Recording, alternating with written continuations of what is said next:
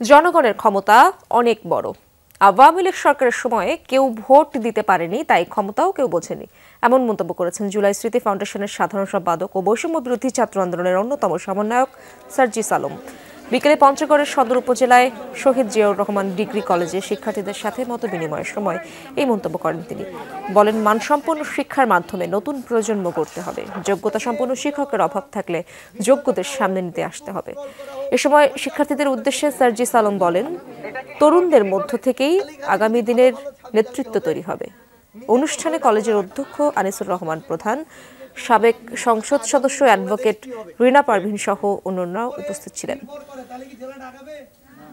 আপনাদের কিন্তু বিশাল বড় ক্ষমতা। এতদিন আমরা এই ক্ষমতা বুঝি নাই, কারণ ভোটই তো দিতে পারি না। ক্ষমতা বুঝবো কোত্থেকে? কিন্তু যদি একটা ফেয়ার ইলেকশন থাকে, তাহলে আপনার যে প্রতিনিধি হবে বা আপনারাই যদি কেউ হন, তাহলে সে অনুভব করতে পারবে যে আপনার মূল্য কতটুকু।